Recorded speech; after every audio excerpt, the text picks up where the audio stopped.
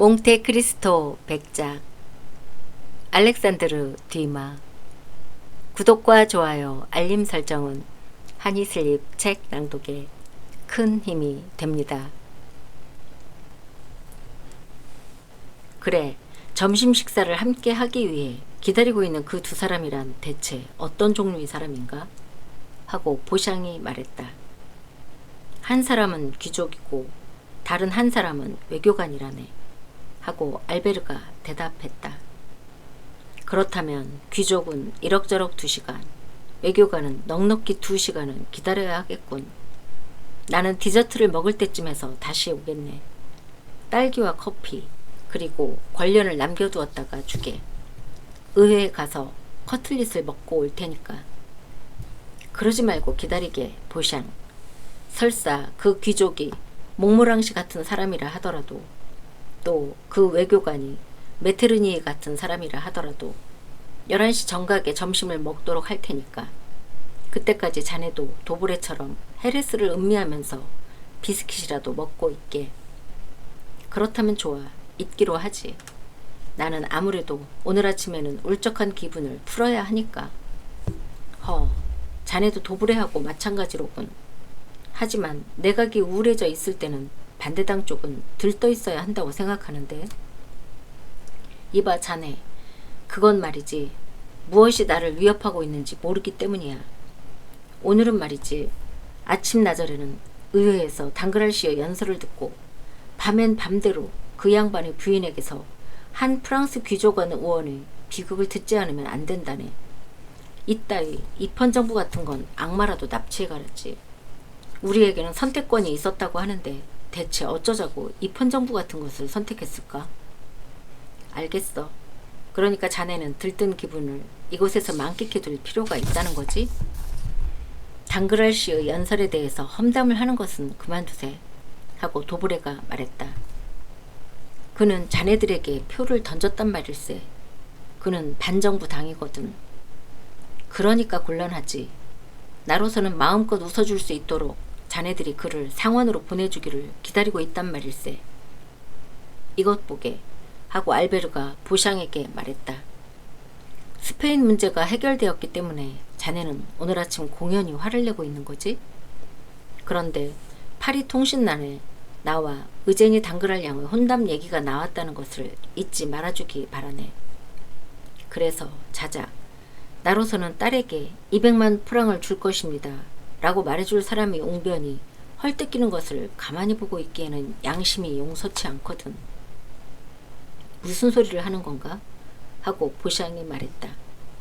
그따위 혼담은 절대로 성립되지 않을 걸세. 확실히 국왕은 그 사나이를 남작으로 만들어줄 수는 있었어. 귀족원 의원으로 만들어줄 수도 있겠지. 하지만 신사로 만들어줄 수는 없을 걸세. 그리고 자네 아버지인 모르셀 백작은 몹시 귀족주의적인 군인이니까 고작 200만 정도의 돈 때문에 신분이 다른 결혼에 동의할 까닭이 없네. 모르셀 자작의 결혼 상대로는 후작의 역량 이외에는 없어. 하지만 200만이라면 대단한 돈일세. 하고 알베르가 대답했다.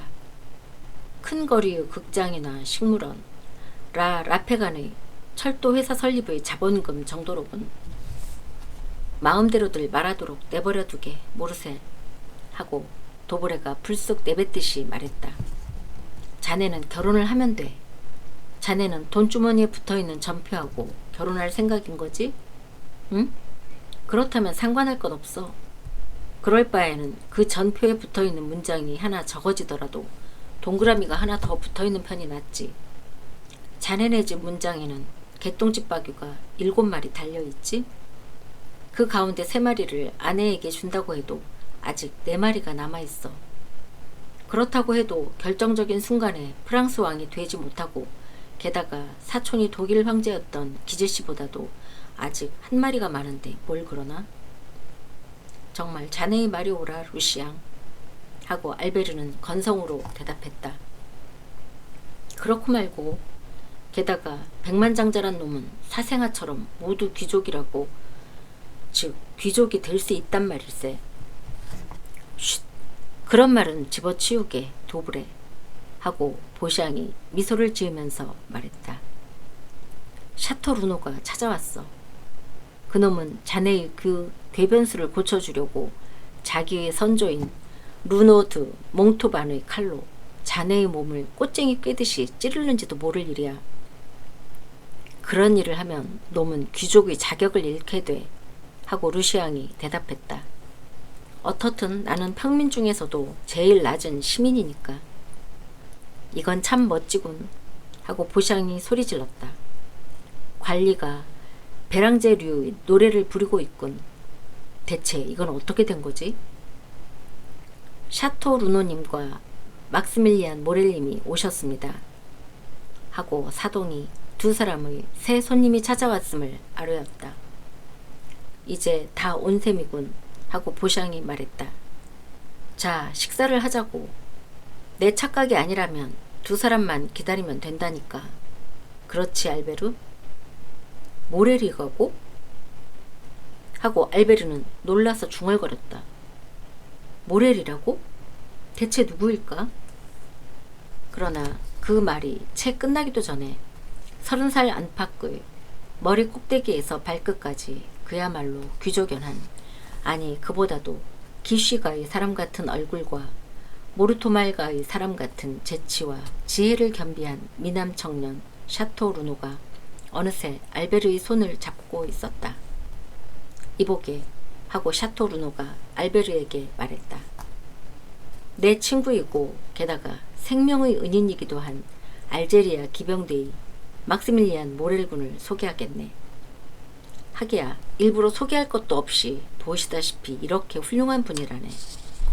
자작 내 영웅에게 경의를 표해주게. 그렇게 말하고 그는 옆으로 비켜서며 독자 제군도 이미 마르세유에서 만난 기억이 있고 그때의 상황이 꽤 극적이었기 때문에 아마 잊었을 리가 없는 넓은 이마에 날카로운 눈, 검은 수염을 기른 몸집이 크고 기품이 있는 청년을 앞으로 내세웠다. 반은 프랑스풍, 반은 동양풍으로 멋지게 차려입은 화려한 군복이 레종 도네르 훈장으로 장식된 넓은 가슴과 의젓하게 젖히고 있는 그 상체를 돋보이게 하고 있었다. 청년 장교는 아주 우아하고 예의 바르게 몸을 숙였다. 다부진 몸매였기 때문에 그 동작의 하나하나가 그윽하고 고상했다. 정말로 하고 알베르는 친밀감이 담긴 정중한 태도로 말했다.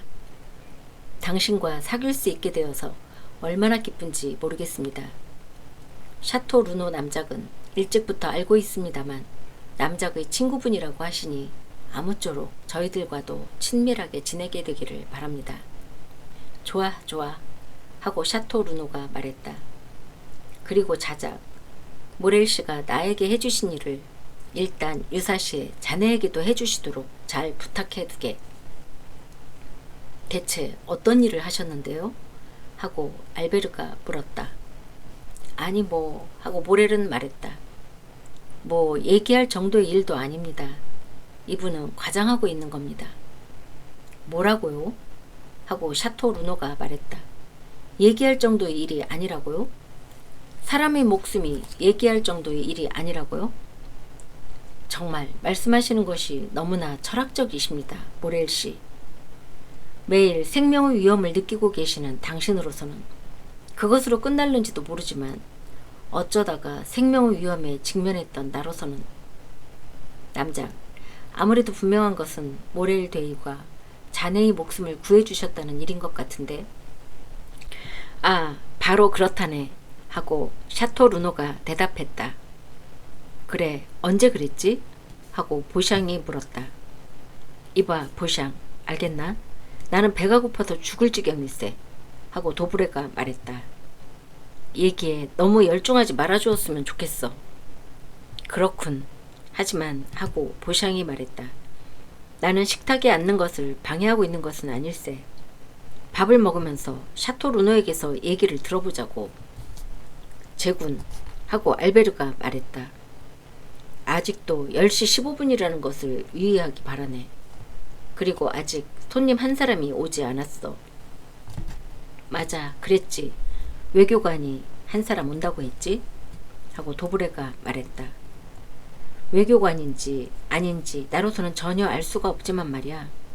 알고 있는 것은 내가 이 인물에게 어떤 일을 부탁했더니 더할 나위 없이 그것을 수행해 주었다는 사실일세. 만일 내가 국왕이었다면 설사 그것이 토아존돌 훈장이든 기타 훈장이든 틀림없이 온갖 훈장을 즉시 수여했을 거야. 그럼 아직 식탁에 앉는 것이 아니라면 하고 도브레가 말했다. 아까처럼 헤리스를 한 잔 따라주게. 그리고 그 얘기를 들려주게. 남작. 내가 아프리카에 가려고 했던 것은 모두들 알고 있겠지? 조상을 본따꾼 샤토르노군 하고 알베르가 삭삭하게 말했다. 확실히 그래. 하지만 조상처럼 그리스도의 무덤을 구제하기 위해서는 아니었다고 생각하는데. 옳은 말씀이야, 보샹 하고 청년 귀족이 말했다. 그저 도락삼아 권총을 쏘러 갔을 뿐이지.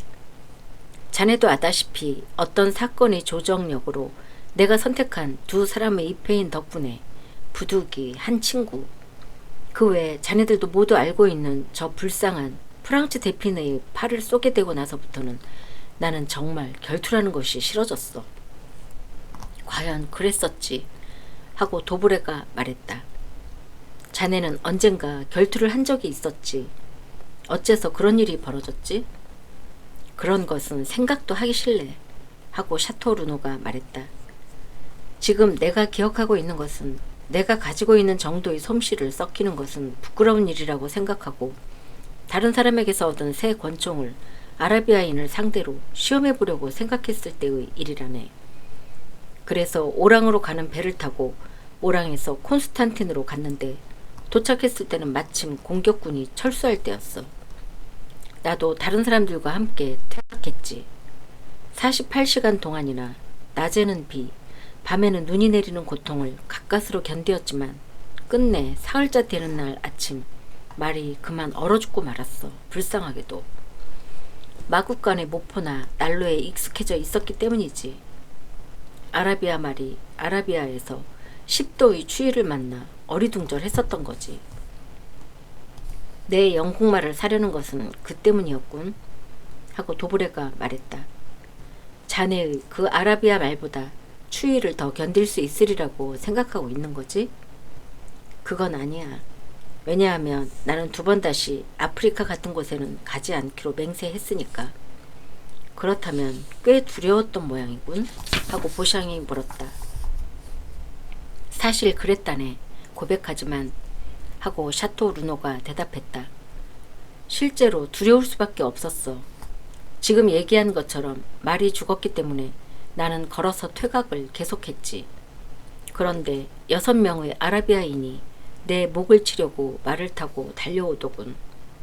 2명은 소총, 2명은 권총으로 각각 한 방씩 보기 좋게 쓰러뜨렸지만 아직도 2명이 남아있었어. 게다가 무기를 빼앗기고 말았지. 1명은 내 머리털을 움켜쥐더군. 내가 지금 머리를 짧게 깎고 있는 것은 그 때문이라네. 언제 무슨 일이 일어날지 모르니까.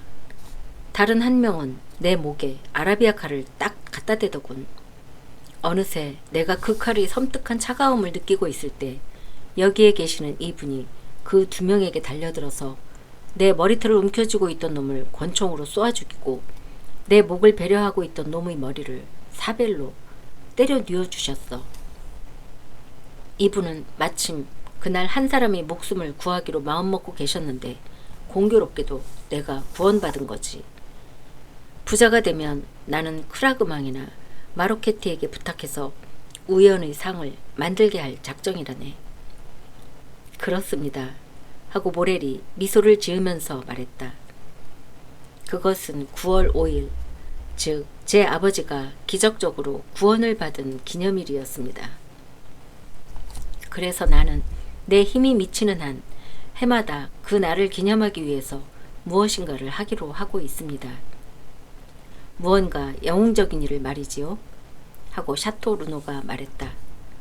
요컨대 내가 운수 좋게 거기에 뽑힌 셈이라네. 하지만 그것뿐이 아니야. 적의 칼에서 나를 구출해 주신 데다 자기가 입고 계시던 외투를 그것도 성 마르틴이 한 것처럼 절반뿐만 아니라 몽땅 주셔서 추위로부터도 구출해 주셨다네. 다시 굶주림으로부터도 대체 어떤 음식을 나누어 주셨으리라고 생각하나? 페릭스 정의 밭에인가? 하고 보샹이 물었다. 당치 않은 소리, 자신의 말이었어. 서로가 그 말의 고기를 한 조각씩 입맛을 다셔가면서 먹었지. 대단한 것이었어. 말고기 말인가? 하고 알베르가 미소를 지으면서 물었다. 아니, 그 희생 말일세. 하고 샤토 루노가 대답했다. 도브레에게 물어보게. 생판 모르는 사람을 위해 그의 영국말을 희생할 용의가 있는가 말이야. 생판 모르는 사람에게라면 그럴 수 없지. 하고 도브레가 말했다. 하지만 친구를 위해서라면 아마 희생할 수 있을 테지. 나는 당신이 친구가 되어주시리라는 것을 알고 있었습니다, 남작.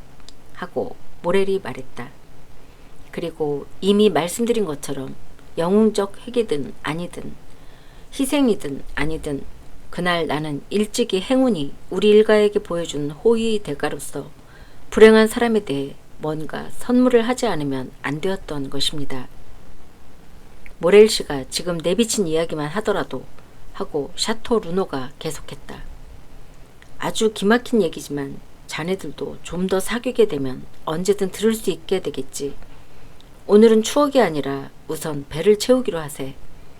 그런데 몇 시에 식사가 나오는 거지, 알베르? 10시 반에. 정각 말인가? 하고 도브레가 시계를 끄집어내면서 물었다. 아니, 5분쯤은 용서해주기 바라네. 하고 알베르가 말했다. 나 역시 생명의 은인을 기다리고 있다네. 누구의 목숨을 구해준 은인 말인가? 물론 내 목숨이지. 하고 알베르가 대답했다. 그럼 나는 다른 사람처럼 목숨을 구제받을 자격도 없다고 생각하고 있었나? 또 목을 자르는 것은 아라비아인 뿐이라고 생각하는 건가? 오늘 우리들의 점심은 그야말로 인류의 오찬일세. 이 식사에는 적어도 내가 기대하는 바로는 인류의 은인이 2사람 참석할 것일세. 어쩌면 좋지? 하고 도브레가 말했다. 몽티용 상은 하나밖에 없자는가? 그렇다면 의식적으로 그 상을 노린 사람이 아닌 쪽에 주면 되지. 하고 보샹이 말했다. 아카데미는 언제나 그런 식으로 어려운 고비를 넘기고 있으니까. 그런데 그 인물은 어디서 오는 건가? 하고 도브레가 물었다. 집요하게 물어서 미안하지만 말이야. 자네가 이미 이 질문에 대답해 주었다는 것은 나도 알고 있네만 왠지 분명하지 않았기 때문에 감히 다시 한번 묻는 걸세. 실은 하고 알베르가 말했다. 나도 자세히 모른다네.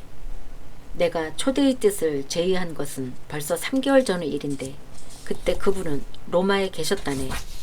하지만 그 뒤 어디로 가셨는지. 그래 자네는 그 인물이 어김없이 약속을 지켜주리라고 생각하나? 하고 도브레가 물었다. 어떤 일도 해내지 못하는 것이 없는 사람이라고 생각하고 있어. 하고 알베르가 대답했다.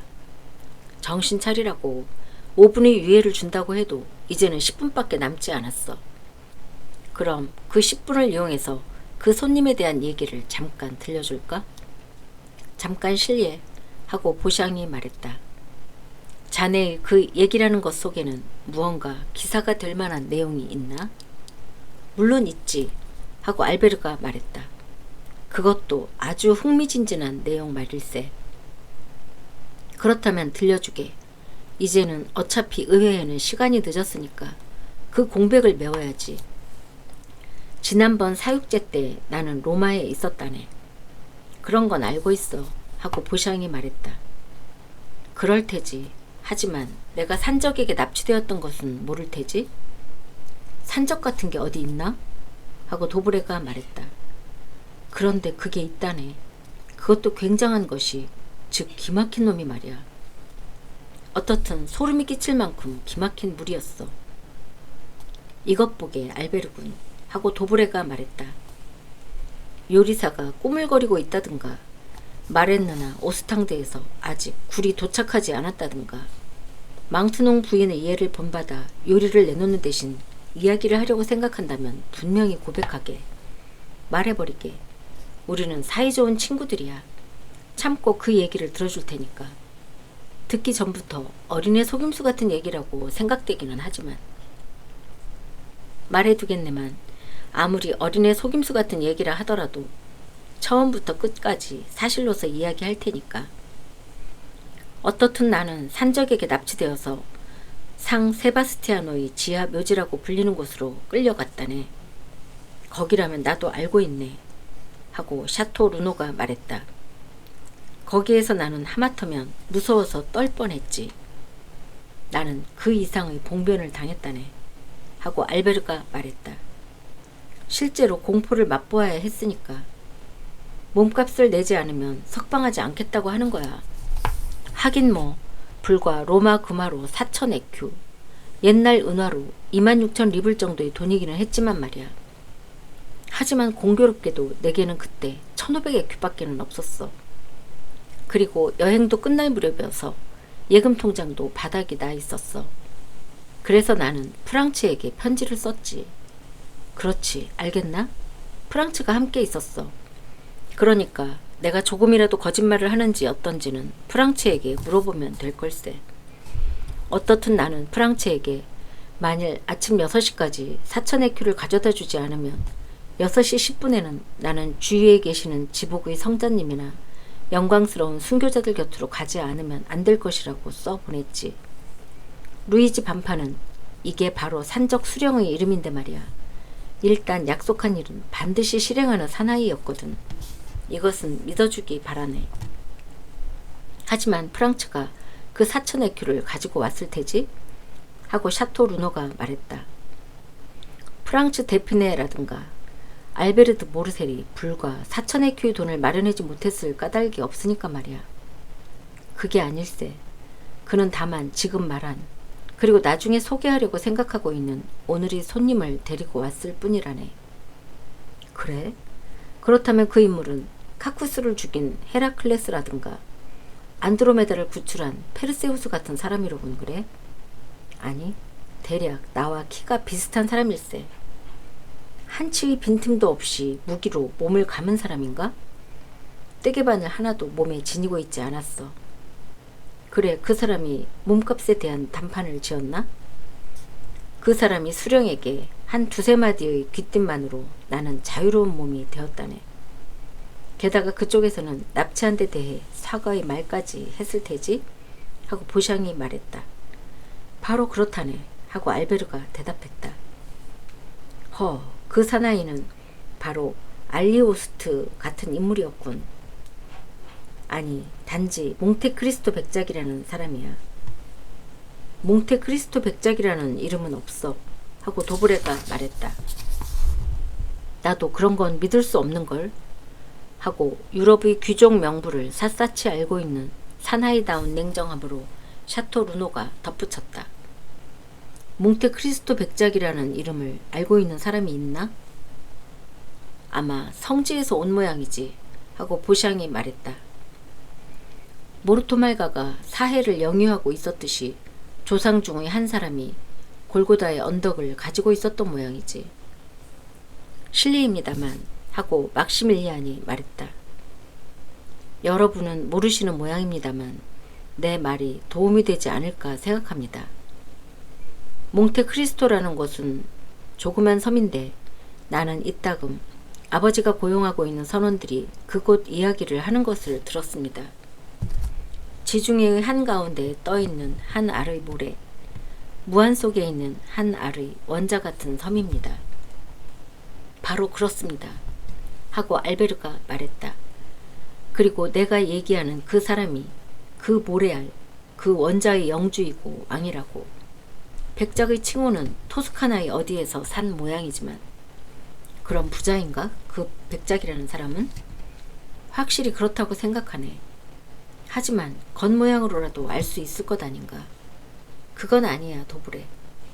나는 자네의 말을 도무지 알 수가 없네. 자네는 천일야화를 읽은 적이 있나? 아니, 이건 정말 어이없는 질문이로군. 그럼 좋아. 거기에 나오는 사람들이 부자인지 가난뱅이인지 자네는 알 수 있나? 그들이 보리알이 실은 루비나 다이아몬드가 아닌지 어떤지 알 수 있나? 그 무리들은 초라한 어부 같은 모습을 하고 있지. 그래서 어부로 취급하지. 그러자 갑자기 어느 불가사의한 동굴을 열어 보이지. 그러면 거기에는 인도 땅 전체를 살 수 있을 만한 제보의 산더미가 있다 그 말이야. 그래서 말일세, 우리의 몽테크리스토 백작도 그러한 어부의 한 사람이라네.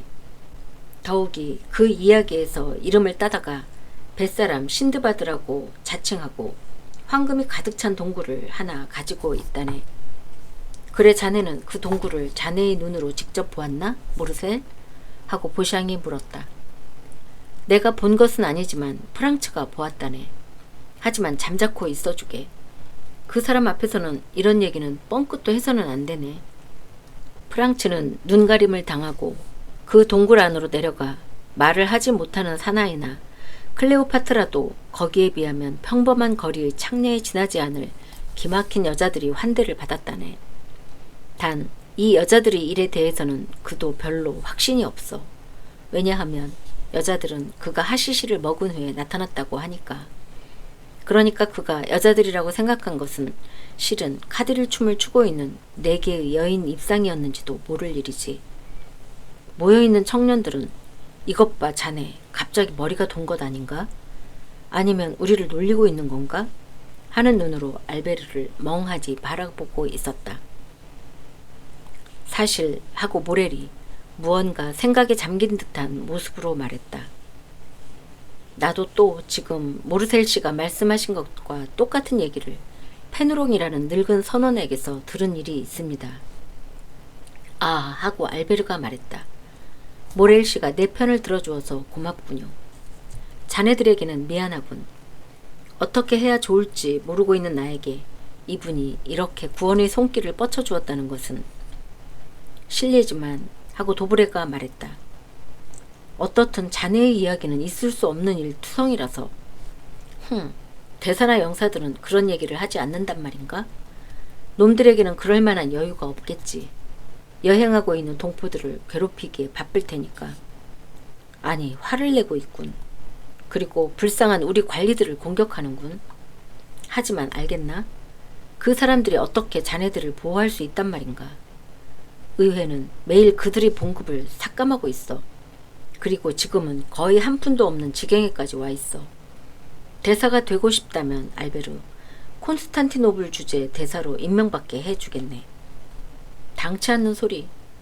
메헤메트 알리에게 조금이라도 호의를 가진 태도를 보이는 날엔 설탄이라는 놈이 밧줄을 던져서 나는 서기관 무리의 손에 목이 메어질 것이 뻔한데. 잘 알고 있군 그래. 하고 도브레가 말했다. 하지만 어떻든 몽테크리스토 백작은 실제 하고 있어. 뭐 누구나 실제 하고 있지. 대단한 기적이로군. 물론 누구나 실제 하고 있을지도 몰라. 하지만 그러한 식으로 실제 하고 있는 것이 아니야. 흑인 노예, 왕후와 같은 미술 수집품, 카자오바에 있는 것 같은 무기, 한 마리에 6,000프랑이나 하는 말, 그리스인 애첩. 누구나가 이러한 것을 가지고 있는 것은 아닐 테지? 자네는 보았나? 그 그리스인 애첩을? 그렇다네. 보기도 하고 목소리도 들었어. 바레좌에서 모습을 보았고 언젠가 백작의 오찬에 불려갔을 때 목소리도 들었어. 그럼 자네가 말하는 그 불가사의한 인물은 밥을 먹는군? 확실히 먹기는 먹어. 아주 소량이기는 하지만. 이제 알게 돼. 그놈은 흡혈귀일세. 웃고 싶으면 실컷 웃게. 자네도 알고 있듯이 루스엔 경과 아는 사이였던 G 백작 부인의 의견도 그랬으니까. 아, 이건 재미있는걸 하고 보샹이 말했다. 신문기자도 아닌 사나이가 콘스티튜시오넬지에 나온 얘의 바다뱀 같은 말을 하고 있으니 흡혈귀라. 이건 그럴듯한데. 눈은 회갈색이고 눈동자는 마음대로 줄어들었다 커졌다 하고 도브레가 말했다. 안면의 각도는 넓고 이마는 빼어나고 얼굴빛은 창백하고 수염은 검고 이는 희고 날카로우며 은근한 태도에도 날카로운 맛이 있는. 실은 바로 그렇다네 루시앙 하고 알베르가 말했다. 얼굴은 바로 그대로라네. 확실히 태도는 은근하지만 날카롭고 매서운 데가 있어. 나는 그 사람에게 이따금 소스라치게 놀라곤 했어. 특히 어느 날 함께 처형 장면을 구경하고 있을 때 사형 집행인이 역할을 수행하고 있는 것을 보거나 사형수가 비명을 지르는 것을 듣는 것보다도 지상의 온갖 형벌에 대해서 냉정하게 이야기하는 그 사람을 보면서 나는 금세 속이 언짢아지는 것 같은 기분을 느꼈다네. 콜로세움의 폐허 속으로 자네를 데리고 가서 피를 빨아먹으려 하지 않았나, 보르셀? 하고 보샹이 물었다. 아니면 자네를 도와준 뒤에 붉은 빛깔의 양피지 위에 에자오가 장자권을 양보했듯이 혼을 매도하는 계약에 서명해 주지는 않았나? 마음대로 웃게 모두들 실컷 웃으라고 하고 알베르는 약간 시무룩해져서 말했다. 자네들 같은 간 거리의 단골이고 부르뉴이 숲을 헤매고 있는 훌륭한 파리장을 보면서 그 사람을 생각하니까 어쩐지 같은 인종처럼 생각되지 않는군. 나는 차라리 그것을 고맙게 생각하네 하고 보샹이 말했다. 어떻든 하고 샤토 르노가 덧붙였다. 그 몽테크리스토 백작인가 하는 사람은 이탈리아의 산적들과 어울려 있을 때를 제외하고는 어엿한 신사인 것 같군. 무슨 소리? 이탈리아에 산적 같은 것이 있을 까닭이 있나? 하고 도브레가 말했다. 흡혈귀 또한 있을 까닭이 있나? 하고 보샹이 덧붙였다. 몽테크리스토 백작이라는 것도 있을 까닭이 없어 하고 다시 도브레가 덧붙였다. 저것 봐 알베르, 멸시반을 알리고 있어. 악몽을 꾸었다고 실토하게. 자, 그만 점심을 먹자고 하고 보샹이 말했다. 그러나 그 추시개의 음향이 채 꺼지기도 전에 문이 열리며 제르망이 아뢰었다. 몽테크리스토 백장님이 오셨습니다. 그 소리를 듣고 일동은 소스라치게 놀랐다. 그것은 정녕 알베르의 이야기가 그들의 마음에 불안을 안겨주고 있었다는 증거였다. 알베르 자신도 급격한 마음의 동요를 금할 수 없었다. 가로에 마차의 소리도 대기실에서 발소리도 들리지 않았던 것이다. 문조차도 소리 없이 열렸다. 백작이 출입구에 모습을 나타냈다. 복장은 더할 수 없이 간소했으나 아무리 까다로운 멋쟁이라도 그의 그 차림새에 트집을 잡을 수는 없었을 것이다. 하나에서 10가지 고상한 취미가 넘쳐있고 옷, 모자, 셔츠 모두 최고로 세련된 가게에서 나온 것이 분명했다. 나이는 35살 안팎으로 보였다. 일동을 놀라게 한 것은 그 풍모가 방금 전에 도브레가 그려낸 초상과 똑같다는 것이었다. 백작은 미소를 지으면서 객실 중앙으로 발을 옮겨 알베르를 향해 곧바로 다가왔다. 알베르는 마중하러 나가서 정중하게 손을 내밀었다. 정확성은 하고 몽테크리스토가 말했다. 왕자의 예의라고 아마 덱의 나라 왕 중의 한 분이 말씀하셨을 겁니다. 하지만 왕자들이 성의가 어떠한 것이든 나그네의 경우에는 반드시 그렇게 되지는 않습니다. 어떻든 자작 약속 시간에서 틀림없이 2, 3초 늦은 것을 내 성의를 보아 용서해 주십시오. 2000킬로의 여정에서는 아무런 고장도 없으란 법이 없습니다. 특히 프랑스에서는 역마차의 바브를 때려서는 안 되는 것으로 되어 있는 모양이라서. 백작 하고 알베르가 대답했다. 약속해 주신 이 기회에 2-3명의 친구를 모이게 해서 방금 백작의 내방에 대해서 이야기하고 있던 중입니다. 친구들을 소개해 드리겠습니다. 이쪽은 귀족으로서 12명의 대귀족으로까지 그 가게가 거슬러 올라가고 또한 조상이 원탁에 참여했다는 샤토 르노 백작. 이쪽은 내무장관 특별비서관 루시앙 도브레씨. 그리고 이쪽은 무서운 저널리스트로서 프랑스 정부를 위협하는 보샹시. 물론 프랑스에서는 유명하지만 이탈리아에는 그 신문이 들어가고 있지 않는 관계로 아마 한 번도 이름을 들어보신 적은 없으리라고 생각합니다. 그리고 이쪽이 알제리아 기병대의 막시밀리안 모렐씨. 모렐이라는 이름을 듣자 그때까지 은근하면서도 냉정하게 그야말로 영국식의 감정이 없는 태도로 인사를 하고 있던 백작이 자기도 모르게 한 걸음 앞으로 나섰다. 불그레한 기운이 그 창백한 뺨 위에 일순 번개처럼 스쳐갔다.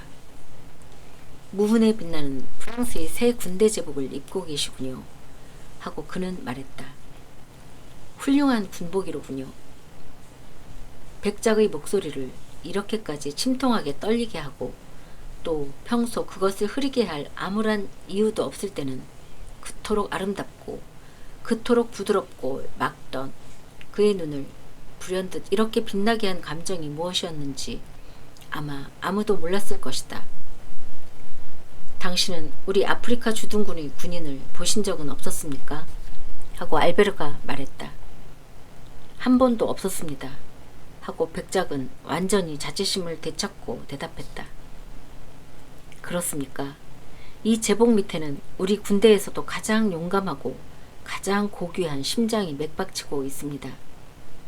아니 백작 하고 모렐이 그것을 가로막았다. 아니 나에게 말하게 해주세요 대위. 실은 방금 하고 알베르는 계속했다. 이분의 그야말로 영웅적인 행동에 대해서 이야기를 들은 참입니다. 그래서 오늘 처음 뵌 분이기는 하지만 아무쪼록 내 친구로서 대해주셨으면 합니다.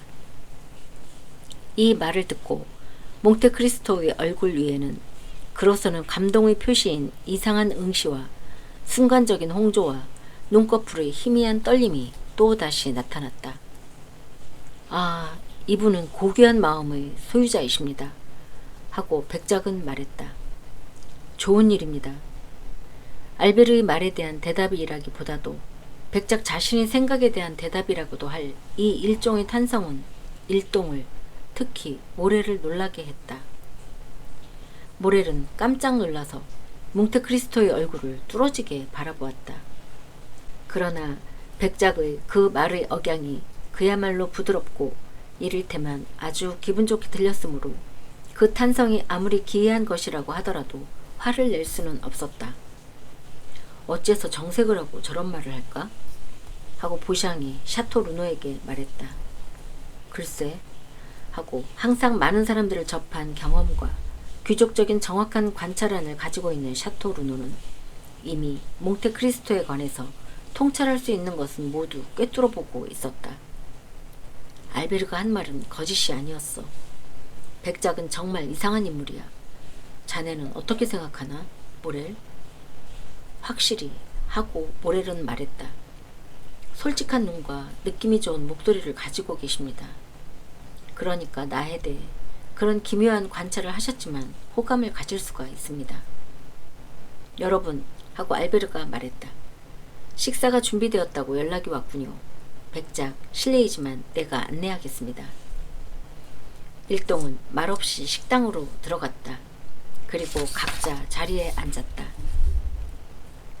여러분 하고 자리에 앉으면서 백작이 말했다. 어쩌면 실례되는 일일는지 모르겠습니다마는 한 가지 털어놓고 말씀드려서 변명으로 삼고 싶습니다. 나는 외국인, 더욱이 파리에 온 것은 이번이 처음일 정도로 외국인입니다. 따라서 프랑스의 생활은 전혀 모릅니다. 게다가 지금까지 파리의 훌륭한 전통과는 극도로 상반되는 동양풍의 생활밖에는 경험이 거의 없습니다. 그래서 내 예의 범절에 너무나도 터키풍의, 나폴리풍의 또는 아라비아풍의 일면이 눈에 띄더라도 용서해 주시기 바랍니다. 그럼 이것만 말씀드리고 식사를 드시도록 하시지요. 대단한 말솜씨로군 하고 보샹이 중얼거렸다. 아무리 보아도 저 사람은 대귀족임에 틀림없어. 외국의 대귀족이야 하고 도브레가 덧붙였다. 어느 나라에 가더라도 대귀족으로 통할 거야 도브레군 하고 샤토 루노가 말했다. 백작은 독자도 기억하고 있겠지만 아주 소식가였다. 알베르는 그것을 깨닫고 파리 생활이 처음부터 가장 물질적인 면, 그리고 가장 필요 불가결한 식사면에서 이 나그네의 마음에 들지 않는 것은 아닐까 하고 염려했다. 백작, 하고 그는 말했다. 보시다시피 나는 걱정하고 있습니다. 왜냐하면 에르데 거리의 요리가 스페인 광장의 요리만큼 마음에 드시지 않지는 않을까 해서 말입니다. 사전에 무얼 좋아하시는지 여쭈어보고 마음에 드시는 요리를 만들게 했어야 하는 건데, 당신이 나라는 인간을 좀 더 아신다면 하고 미소를 지으면서 백작이 대답했다. 나폴리에서는 마카로니, 밀라노에서는 포렌타, 바렌시아에서는 올리아 포도리다, 콘스탄티노블에서는 피라프, 인도에서는 카레 요리, 중국에서는 제비집 등을 차례로 먹어온 나그네에게는 그러한 배려는 오히려 모욕이라는 것을 알 수 있을 것입니다. 나 같은 코스모폴리탄에게 정해진 요리라는 것은 없는 법입니다. 나는 무엇이든지 먹습니다. 어떤 곳에서라도 먹습니다. 다만 아주 조금밖에는 먹지 않습니다. 당신은 이런 나의 소식을 나무라고 계시지만 오늘은 특별히 식욕이 왕성한 날입니다. 어제 아침부터 아무것도 먹지 않았으니까요. 네? 어제 아침부터요? 하고 회식자 일동이 일제히 외쳤다. 당신은 24시간 동안 아무것도 드시지 않았단 말씀입니까? 네, 하고 몽테크리스토가 대답했다. 님 근처에서 길을 잃고 여기저기 묻고 다니느라 시간이 지체되어 여행을 멈추고 싶지 않았던 것입니다. 그럼 마차 안에서 식사를 하셨나요? 하고 알베르가 물었다. 아니, 잠을 잤습니다. 지루하고 게다가 기분풀이를 할 기운이 없을 때, 또한 배는 고파도 식욕이 없을 때는 나는 곧잘 그렇게 합니다. 그럼 언제든지 마음대로 주무실 수가 있습니까? 하고 모렐이 물었다. 네, 그렇다고 할 수 있지요. 그렇게 하기 위한 무슨 방법이라도 가지고 계신가요? 절대 확실한 방법을 알고 있습니다. 아니, 그건 우리 아프리카군의 군인에게는 아주 안성맞춤이겠습니다. 어떻든 언제나 식량이 있는 것은 아니고 마실 것도 좀처럼 없는 생활이니까요. 하고 모렐이 말했다. 그렇겠지요. 하고 몽테크리스토가 말했다. 그러나 나의 그러한 방법은 나처럼 비정상적인 생활을 하고 있는 사람에게는 아주 좋은 것이지만 군대에서 사용하면 매우 위험할 것입니다. 일단 유사시에 깨어나지 못할 수도 있으니까요. 그 방법을 들려주시지 않겠습니까? 하고 도브레가 말했다. 좋고 말고요. 하고 몽테크리스토가 말했다. 별로 비밀로 하고 있는 것이 아니니까요. 그것이 확실하게 괜찮다는 것을 믿을 수 있도록 나 자신이 일부러 광도까지 가서 입수해온 제일 좋은 아평과 동양, 즉 티그리스 강과 유프라테스 강 사이에서 채취되는 하시시를 혼합한 것입니다. 이 두 가지를 같은 분량씩 섞어서 반죽을 해가지고 환약 같은 것으로 만들고 그것을 필요한 때 먹는 것입니다. 10분쯤 지나면 효과가 나타납니다. 프랑츠 대핀의 남작에게 물어봐 주십시오. 확실히 전에 한번 시험해 보신 적이 있다고 생각하니까요. 네, 하고 알베르가 대답했다. 그에게서 잠깐 그 얘기를 들은 적이 있습니다. 게다가 그는 그 일에 대해서 아주 즐거운 추억까지 가지고 있답니다. 그렇다면 하고 저널리스트라는 직업상 꽤나 의심이 많은 보샹이 말했다. 당신은 언제나 그 약을 지니고 다니십니까? 네, 언제나요. 하고 몽테크리스토는 대답했다. 무리한 말씀입니다만 그 귀중한 약을 보여주실 수 있겠습니까? 하고 보샹이 상대방의 허를 찌르려고 계속 물었다. 좋습니다. 하고 백작은 대답했다. 그리고 안주머니에서 에메랄드를 둥글게 다듬어서 만든 멋진 봉봉 상자를 꺼냈다. 금 나선으로 뚜껑이 되어 있고 그 나선을 돌리면 푸르스름한 완두콩 크기의 작은 알이 나오게끔 만들어져 있었다. 그 알은 날카롭고 콕 쏘는 냄새가 났다. 에메랄드 상자 안에는 그때 4-5개의 알이 들어있었으나 가득 넣으면 12개쯤 들어갈 수 있을 것 같았다. 봉봉 상자는 식탁을 한 바퀴 돌았다. 그러나 회식자들이 그것을 차례로 돌린 것은 그 환약을 보거나 냄새를 맡기 위해서라기보다는 오히려 그 멋진 에메랄드를 자세히 들여다보기 위해서였다. 그럼 이 묘약은 저택의 요리인에게 만들게 하나요? 하고 보샹이 물었다. 천만에요. 하고 몽테크리스토는 말했다. 나는 나 자신의 참된 즐거움이 되는 것을 그런 식으로 비천한 자의 손에 맡기지는 않습니다. 나는 어느 정도 화학에 대한 지식이 있기 때문에 내 손으로 직접 이 환약을 만듭니다. 이건 또 멋진 에메랄드로군요. 저희 어머니도 집안 대대로 전해오는 훌륭한 보석을 가지고는 있지만 이렇게 큰 에메랄드는 본 적이 없는걸요. 하고 샤토 루노가 말했다. 나는 비슷한 것을 3개 가지고 있었습니다. 하나는 폐하에게 드렸더니 칼에다 장식하셨습니다. 다른 하나는 법왕 예하에게 바쳤는데 예하는 그것을 크기는 거의 같지만 아름다움에서는 뒤지는 다른 한 개의 에메랄드, 나폴레옹 황제가 예의 전임자 피오 7세에게 헌상한 것과 마주보게 해서 관에 박으셨습니다. 다른 하나는 나 자신을 위해서 보관해 두었는데 새겼기 때문에 값어치는 반감했습니다.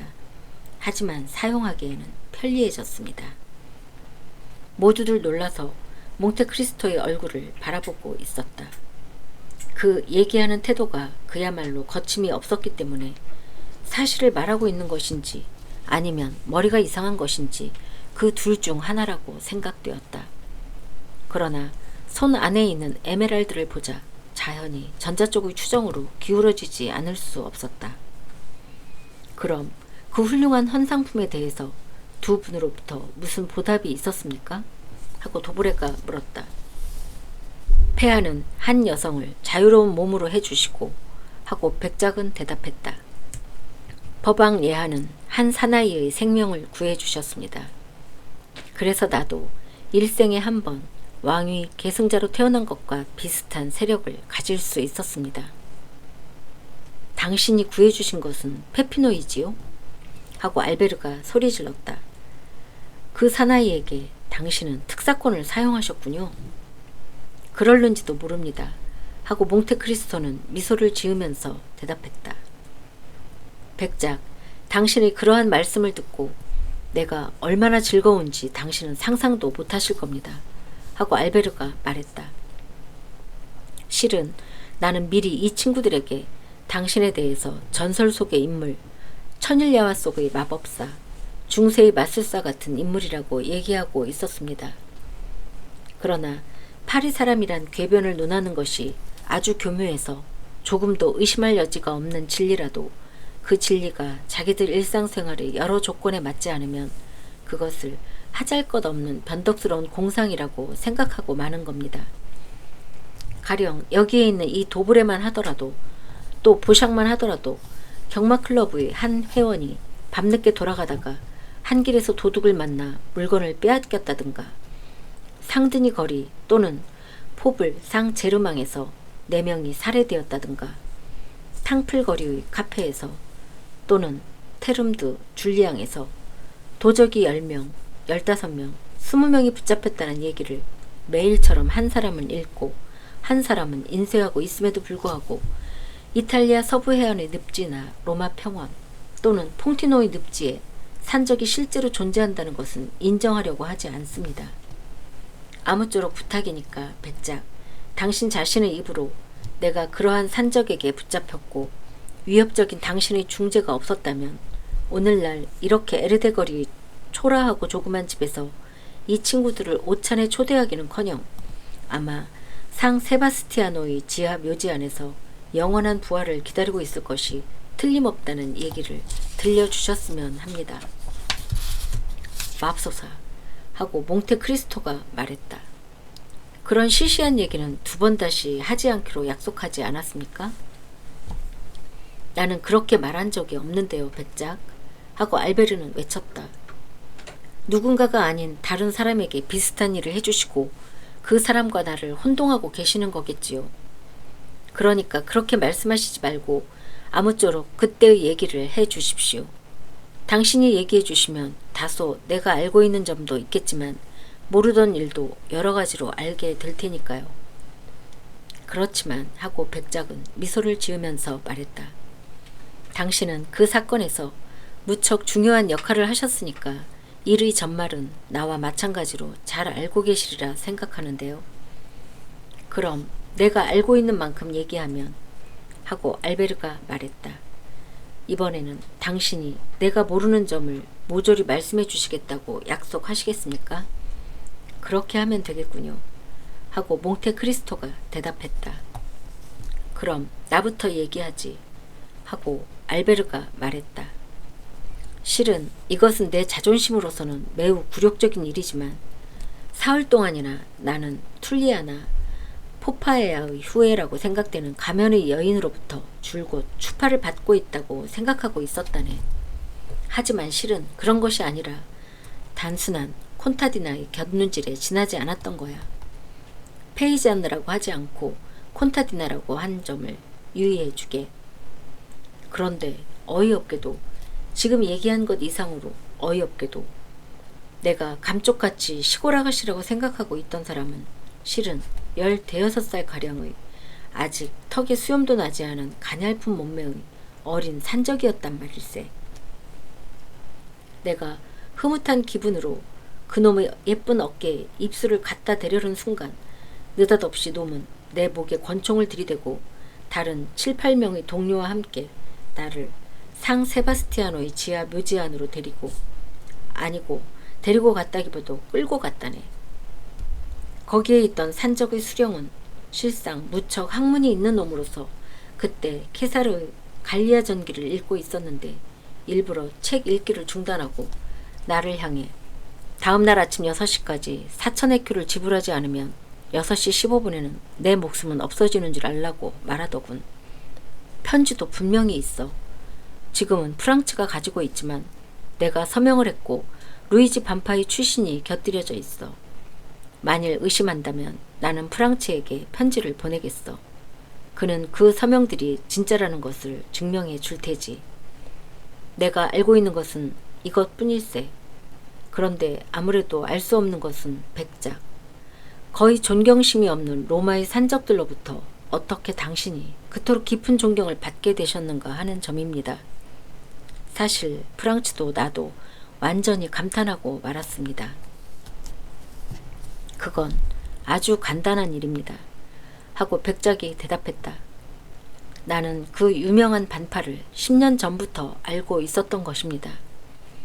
그 사나이가 아주 어려서 아직 양치기를 하고 있을 때 나는 어느 날 길을 가리켜준 데 대한 사례로 얼마의 금화를 주었더니 그 사나이는 신세를 지기는 싫다면서 자기가 조각한 단도를 나에게 주었습니다. 그것은 내 무기 수집품 속에서 당신도 보셨을 것입니다. 그 뒤 우리 사이에 우정의 유대를 맺어줄 계기가 될 그러한 조그만 선물의 교환을 잊었던지 아니면 나라는 것을 몰랐던지 그 사나이는 나를 붙잡으려고 했습니다. 하지만 반대로 내 쪽에서 그 사나이를 12명가량의 부하와 함께 사로잡고 만 것입니다.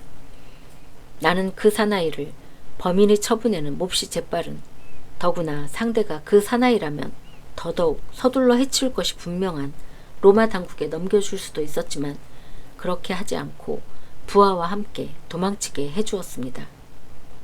2번 다시 죄를 저지르지 않는다는 조건을 붙여서겠죠? 하고 신문기자가 웃으면서 말했다. 다행히도 놈들은 그 약속을 충실히 지켰을 테죠? 아닙니다. 하고 몽테크리스토는 대답했다. 다만 나 자신을 포함해서 나와 관계 있는 사람은 절대로 건드리지 않는다는 조건을 붙였을 뿐입니다.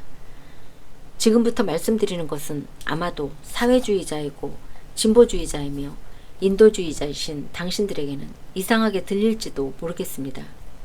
하지만 나는 결코 동포의 일 따위에 신경을 쓴 적은 없습니다. 또 나를 보호해 주지도 않을, 다시 말하면 흔히 나에게 해를 가하려고 할 때밖에는 내 일을 거들떠보지도 않는 사회를 보호할 생각도 결코 없습니다.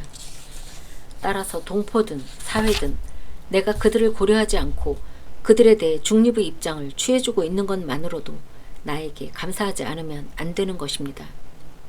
정말 동감입니다. 하고 샤토 루노가 소리 질렀다. 나는 처음으로 정정당당하고 신랄하게 이기주의를 역설하는 용기 있는 분의 말을 들었습니다. 정말 훌륭합니다. 대찬성입니다, 백작. 적어도 솔직한 말씀이십니다. 하고 모렐이 말했다. 하지만 방금 그야말로 절대적인 어조로 말씀하신 그 주의를 단 한 번 배반하신 것도 백작은 후회하지 않는 것 같은데요. 내가 주의를 배반했다는 말씀은 무슨 뜻인지요? 하고 몽테크리스토가 물었다. 지금까지도 백작은 이따금 뚫어지게 주의 깊은 눈으로 막시밀리안을 바라보지 않고는 견딜 수가 없었다. 그래서 이 대담한 청년도 이미 두세 번 백작의 그 밝고 맑은 눈길에 부딪혀 눈을 내리깔곤 했었다. 왜냐면요. 하고 모렐이 대답했다. 친지도 아닌 모르셀 씨를 도와준 것으로서 당신은 동포와 사회에 봉사하셨다고 생각하는데요. 더군다나 알베르는 그 사회의 자랑거리 같은 인간이니까요. 하고 보샹이 샴페인 글라스를 단숨에 비우면서 점잔을 빼며 말했다. 백작 하고 알베르가 소리 질렀다. 내가 아는 한 가장 준열한 이론가이신 당신이 이론에 몰리고 계시군요. 이제 곧 당신이 이기주의자이기는커녕 반대로 박애주의라는 것이 명백히 증명될 것입니다. 백작, 당신은 언제나 당신 자신의 입으로 동양인이다, 근동인이다, 말레인이다, 인도인이다, 중국인이다, 야만인이다 라고 말씀하시곤 합니다. 가명은 몽테크리스토, 호칭은 뱃사람 신드바드라고 말씀하시곤 합니다.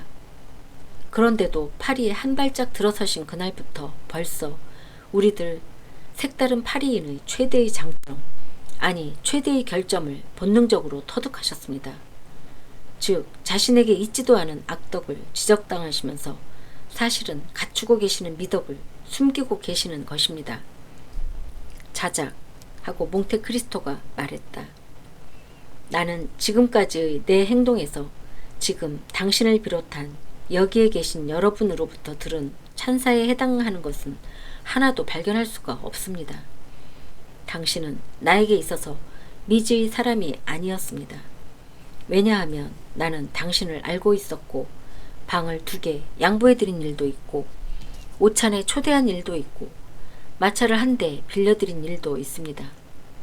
또 코르소 거리에서 가면 행렬이 지나가는 것을 함께 구경한 일도 있고 포폴로 광장의 창문에서 당신이 하마터면 속이 언짢아질 만큼 강한 인상을 받으신 처형 장면을 함께 바라본 일도 있으니까요.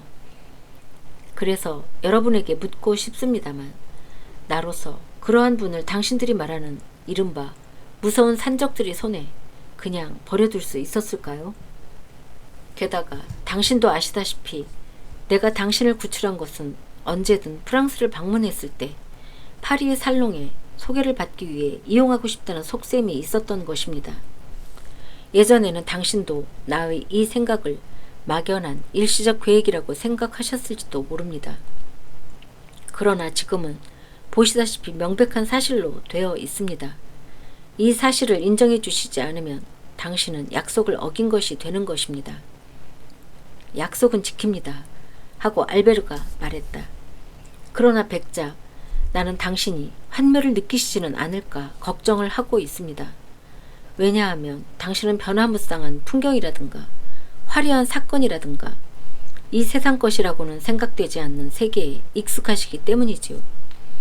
이곳에는 파란만한 생활 속에서 보아오신 것 같은 종류의 사건은 하나도 없습니다.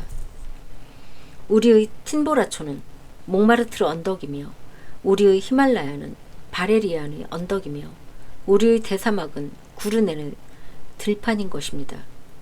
물론 그곳에서는 지금 대상이 물을 구할 수 있도록 우물이 파여져 있기는 합니다만 이 파리에는 도적도 게다가 사람들이 말하는 정도까지는 아니라고 하더라도 꽤 많이 득실거리고 있지만 그 도적들은 대귀족보다도 말단의 탐정을 더 무서워하는 한심스러운 존재들입니다.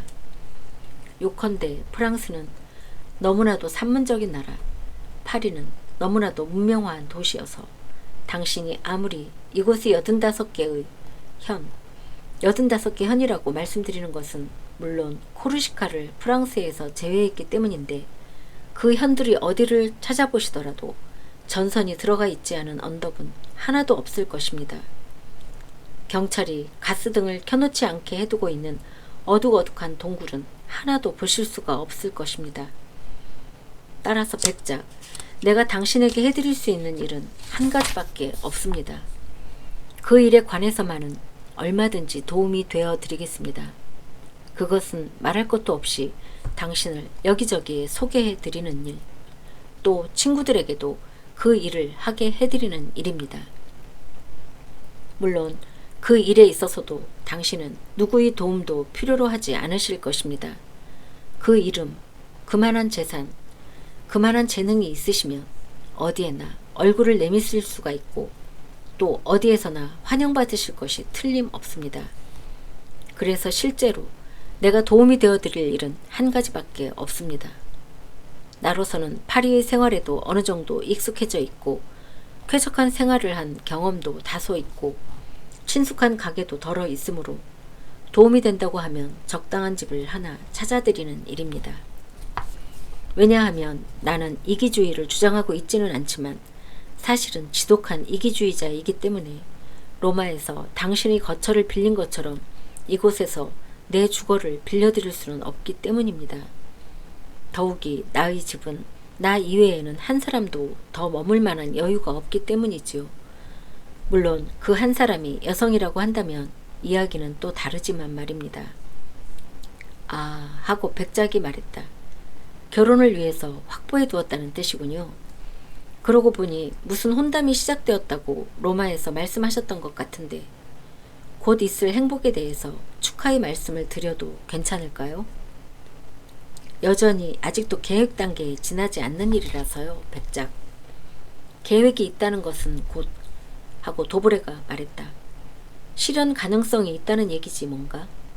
아니야 하고 알베르가 말했다. 하지만 아버지가 그것을 바라고 있기 때문에 조만간에 제 아내로서는 아니더라도 장차 아내가 될 사람으로서 의제니 당글할 양을 소개해 드릴 수 있으리라고 생각합니다. 의제니 당글알이라고요? 하고 몽테크리스토가 말했다. 잠깐 기다려주세요. 그분의 아버님은 혹시 당글알 남자기 아닌가요? 그렇습니다. 하고 알베르가 대답했다. 물론 신남작이기는 합니다만. 아니, 그런 것이 무슨 상관이 있습니까? 하고 몽테크리스토가 대답했다. 그만한 영예에 해당하는 공로를 국가에 세우셨다면 대단한 공로지요. 하고 보샹이 말했다. 사실은 자유주의자이면서 1829년에 샤를 10세를 위해 600만의 기체를 해내고 그것 때문에 왕으로부터 남작의 자규를 받고 레종 도네르의 훈 5등을 타게 된 것입니다. 그래서 그 약수를 조끼주머니에 넣어두는 것이 아니라 저고리 단추구멍에 요란하게 장식하곤 합니다. 이것 보게 하고 알베르가 웃으면서 말했다. 보샹. 그런 것은 르코르셀이나 르 샤르발리에나 써주게. 내 앞에서는 장차 장인이 될 사람이 험담일랑 제발 말아줘. 그리고 나서 그는 몽테크리스토 쪽을 돌아보며 그런데 아까 이름을 말씀하실 때의 태도로는 남작을 알고 계시는 것 같던데요? 하고 말했다. 아니, 모릅니다. 하고 몽테크리스토는 덤덤하게 말했다. 하지만 아마 머지않아 접촉하게 될 것입니다. 나는 런던의 리처드 앤드 브라운트, 빈의 알슈타인, 운트, 에스케레스, 로마의 톰슨 앤드 프렌치로부터 그 사람 앞으로 발행된 신용장을 가지고 있으니까 말입니다. 이 마지막 이름을 입에 담았을 때 몽테크리스토는 막시밀리안 모렐의 얼굴을 흘끔 곁눈으로 보았다. 만일 백작이 막시밀리안 모렐로부터 효과를 기대하고 있었다면 그야말로 계획한 대로였다. 막시밀리안은 전기에 닿은 듯이 부르르 몸을 떨었다. 톰슨 앤드 프렌치 하고 그는 말했다. 당신은 그 상회를 알고 계시나요? 그것은 그리스도교국 수도에 있어서의 내 거래은행입니다. 하고 백작은 침착하게 대답했다. 그 상회의 일로 무언가 도와드릴 일이라도 있을까요? 네, 백작. 지금까지 아무리 조사해도 알 수 없었던 일입니다만 어쩌면 당신이 도움이 되어 주실 수 있을지도 모르겠습니다. 그 상회는 옛날 우리 가게에 매우 큰 도움을 준 적이 있었습니다. 그런데 어떻게 된 영문인지 그런 일을 한 적이 없다고 계속 부정하는 것입니다. 용건은 무엇이든 제가 떠맡겠습니다. 하고 몽테크리스토는 인사를 하면서 대답했다. 아니 이건 하고 알베르가 말했다. 당그랄 씨의 얘기에서 이상한 방향으로 화제가 바뀌었군요. 틀림없이 몽테크리스토 백작에게 적당한 주거를 하나 발견해드리자는 얘기였지요. 자, 제군, 우리 모두 지혜를 짜내가지고 그럴듯한 방법을 하나 찾아냅시다. 우리 대파리의 이 새로운 손님을 대체 어디에 묵게 하시는 것이 좋겠는지를. 포블상 제르망이 좋아 하고 샤토 루너가 말했다. 그곳이라면 앞들과 정원 사이에 있는 멋진 저택이 발견될 거야. 무슨 소리를 하는 건가 샤토 루노 하고 도브레가 말했다. 자네는 자기가 살고 있는 쓸쓸하고 음산한 포블상 제르망밖에 몰라서 그래. 이 친구의 얘기는 들으실 것 없습니다. 백작. 쇼세 당탱에서 묵으셔야 합니다. 거기야말로 파리의 중심이니까요. 오페라 좌 거리의 하고 보샹이 말했다. 발코니가 달린 2층. 백작은 그곳에 은빛 나사천을 씌운 쿠션을 갖다 놓고 긴 담뱃대를 물고 있거나 또는 예의 환약을 복용하시거나 하면서 우리 수도의 인파가 흘러가는 것을 눈 아래에 바라보시기만 하면 되는 겁니다. 모렐 씨는 의견이 없습니까? 하고 샤토 루노가 말했다. 전혀 의견을 말씀하시지 않는데. 아닙니다. 하고 모렐은 미소를 지으면서 말했다. 있기는 있습니다만 지금은 좋은 곳만 제안하셔서 백작이 그중 어느 한 곳에 마음이 끌리시지는 않을까 기다리고 있었던 겁니다. 하지만 대답하지 않으셨으므로 나로서는 누이 동생이 바로 1년 전부터 메레 거리에 새를 들고 있는 아주 멋진 그야말로 퐁파둘풍의 작은 저택 안의 방을 권하고 싶습니다만 당신에게는 누이 동생이 계시는가요? 하고 몽테크리스토 백작이 물었다. 네, 마음씨가 아주 고운 누이 동생입니다. 결혼을 하셨나요? 곧 9년째가 됩니다. 행복하신가요? 하고 다시 백작이 물었다. 인간으로서 허용받을 수 있는 최대의 행복을 누리고 있습니다. 하고 막시밀리안이 대답했다. 누이 동생은 자기가 사랑하고 있는 남자, 저희 집이 비운에 처해 있을 때도 저희들에게 변함없는 성실성을 보여준 임마누엘 에르보라는 남자와 결혼했습니다. 몽테크리스토는 알아볼 수 없을 정도의 희미한 미소를 지었다. 저도 반쯤 남은 휴가 기간 동안 그곳에서 지내고 있습니다. 하고 막시밀리안은 계속했다. 그래서 뭐든 조사할 일이라도 계시면 매제인 임마누엘과 함께 어떻게든 도움이 되어 드리고 싶습니다. 잠깐 기다려주세요. 하고 몽테크리스토가 미처 대답할 새도 없이 알베르가 소리 질렀다. 모렐 씨, 자신이 하려고 하는 일을 돌아보세요. 당신은 여행가이며 뱃사람 신드바드로 자처하시는 분을 가정생활 안에 가두어 두시려고 합니까? 파리를 구경하러 오신 분을 할아버지처럼 모시려고 하는 겁니까? 아니, 그런 것이 아닙니다. 하고 모렐은 미소를 지으면서 대답했다. 누이 동생은 25살, 매제는 30살, 두 사람 모두 젊고 명랑하고 행복하게 살고 있으니까요.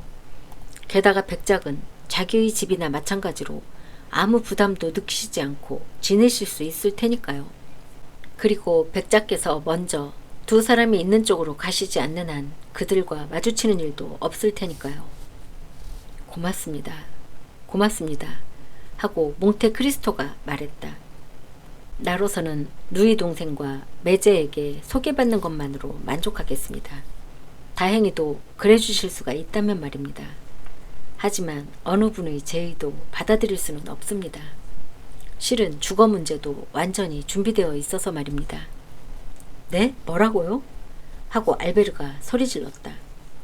그럼 호텔에 묵으시겠다는 말씀입니까? 그건 무척 멋없는 생활이 될 텐데요. 그렇다면 로마에서 나는 불편한 생활을 하고 있었던가요? 하고 몽테크리스토가 물었다. 천만에요. 하고 알베르가 말했다.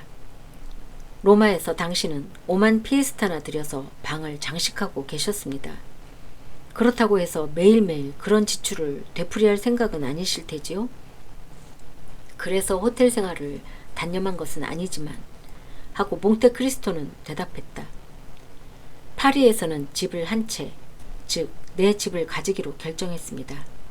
그래서 사전에 하인을 보내서 벌써 집을 샀고 지금쯤 가구도 모두 들여놓았을 것입니다.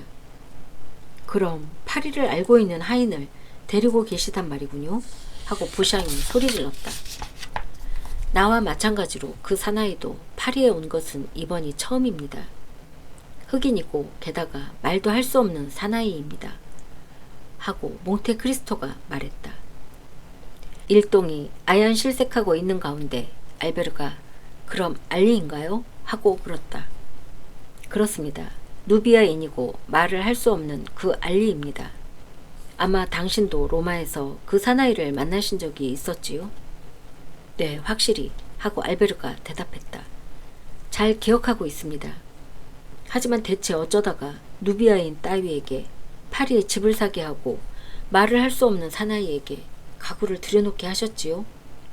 안 됐지만 모든 것을 전혀 엉뚱하게 처리했을 것 같은데요. 그런데 그건 당신이 잘못 생각하신 겁니다. 반대로 나는 모든 것을 내 취미에 맞도록 선택해 주었으리라고 확신하고 있습니다. 아시다시피 내 취미는 일반 세상 사람들이 그것과는 다르니까 말입니다. 그 사나이는 일주일 전에 도착했습니다. 아마도 그 사나이는 자기 혼자서 먹이를 사냥할 수 있는 우수한 사냥개가 가지고 있는 것 같은 본능을 발휘해가며 파리 시내를 돌아다녔을 것입니다. 내 변덕, 색다른 것을 좋아하는 내 취미, 그리고 내 요구를 너무나 잘 알고 있기 때문에 모든 것을 내 마음에 들도록 준비해 주었으리라고 생각합니다. 그 사나이는 내가 오늘 10시에 도착한다는 것을 알고 있었기 때문에 9시부터 퐁텐블로의 문에서 나를 기다리고 있다가 이 종이를 나에게 건네주었습니다. 이것이 내 새 집의 주소입니다. 자, 읽어보십시오. 그렇게 말하고 몽테크리스토는 종이 한 장을 알베르에게 건네주었다. 샹젤리제 30번지 하고 알베르가 소리내어 읽었다. 아니, 이건 재미있는 착상인걸? 하고 저도 모르게 보샹이 소리 질렀다. 게다가 무척 귀족적이기도 하고. 샤토 루노가 덧붙였다. 아니, 당신은 아직도 당신의 집을 모르고 계십니까? 하고 도브레가 물었다. 모릅니다. 하고 몽테크리스토는 말했다. 아까도 말씀드린 것처럼 약속 시간에 듣고 싶지 않았기 때문에 마차 안에서 몸차림을 갖추고 자작댁의 문 앞에서 내렸으니까요. 청년들은 서로 얼굴을 쳐다보았다.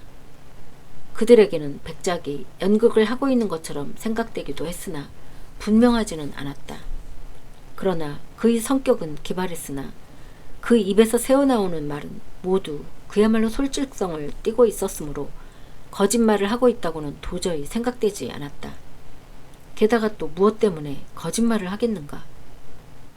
그렇다면 우리로서는 하고 보샹이 말했다. 백작에게 고작 우리가 할 수 있는 범위 안에서 자질구레한 도움을 주는 것으로 만족하지 않으면 안 되겠군. 나는 신문기자로서 파리 모든 극장을 소개해드리기로 하지요. 고맙습니다. 하고 몽테크리스토는 미소를 지으면서 말했다. 하지만 이미 내 관리인에게 지시해서 어느 극장에나 각각 관람석을 확보하도록 해놓았기 때문에. 그럼 그 관리인이라는 것도 또 누비아인이고 말을 할 수 없는 사나이입니까? 하고 도브레가 물었다. 아니요, 당신들과 같은 나라 사람입니다. 하기는 코르시카 사람을 프랑스인이라고 할 수 있는 경우의 이야기입니다만, 하지만 당신은 그 사나이를 알고 계실 거예요, 모르셀 씨. 그 사람은 어쩌면 로마에서 창문을 빌리는데 수완을 발휘한 베르투초 군이 아닌가요? 맞습니다. 오찬에 초대한 날 만나셨을 겁니다. 그 사람은 아주 의리가 있는 사나이인데다 군대 경험도 약간 있고 밀수입을 조금 한 일도 있습니다. 요컨대 사람이 하는 일이라면 무엇이든지 조금은 한 적이 있는 사나이입니다. 무슨 칼부림 사건 같은 하찮은 일로 경찰과 분쟁을 일으켰던 일도 있는 모양입니다. 그럼 백작은 그렇게 정직한 사람을 관리인으로 선택하셨단 말씀이군요. 하고 도브레가 말했다. 그래, 1년에 대체 얼마만큼의 돈을 도난당하나요? 그런데 맹세코 말씀드리지만 하고 백작은 말했다. 다른 사람에 비해 별로 훔치는 일이 없습니다. 그것은 확실합니다. 그러나 일을 할 줄 알고 불가능이라는 것을 모르는 사나이이기 때문에 내 밑에 거느리고 있는 것입니다. 그렇다면 하고 샤토 루노가 말했다. 이제 당신은 모든 것이 갖추어진 집을 한 채 가지게 되신 셈이군요. 샹젤리제에 저택이 있고 하인도 있고 관리인도 있고 이제 부족한 것은 다만 애처뿐이라는 얘기군요. 알베르는 미소 지었다. 그는 발레좌 아르젠티나 극장의 백작의 관람석에서 본 적이 있는 예의 그리스 미녀를 생각한 것이다. 나에게는 그 이상의 것이 있습니다. 하고 몽테크리스토는 말했다. 돈을 주고 애인을 고용하지요. 그러나 나는 콘스탄티노플에서 샀습니다. 물론 돈은 더 많이 들었지만 그러나 이렇게 해놓으면 이미 아무것도 걱정할 것이 없습니다. 하지만 당신은 하고 도브레가 웃으면서 말했다. 샤를 왕도 말씀하셨듯이 우리는 이름도 프랑이지만 성질도 프랑이라는 것을 따라서 이 프랑스의 땅에 발을 들여놓은 이상 그 여자 노예도 자유로운 몸이 되었다는 것을 잊으셨습니까? 누가 그것을 그 여자에게 가르쳐 주지요? 하고 몽테크리스토가 물었다. 누구나 할 수 있지요. 그녀는 근세 그리스어밖에는 할 줄 모릅니다. 그렇다면 얘기는 다르지만 하지만 최소한 만나보게 해 주실 수는 있을 테죠? 하고 보샹이 물었다. 그런데 이미 벙어리를 부리고 계시는 걸 보니 환관도 부리고 계시나요? 당최하는 말씀입니다. 하고 몽테크리스토는 말했다. 나의 동양 취미도 아직 거기까지는 가고 있지 않습니다. 내 주위에 있는 사람은 누구나 자유롭게 나에게서 떠날 수 있습니다. 그리고 그만둔 다음에는 내 간섭도 누구의 간섭도 받지 않도록 되어 있습니다. 아마도 그렇기 때문에 모두 나에게서 떠나려 하지 않는 것인지도 모릅니다. 다음 편에 계속됩니다.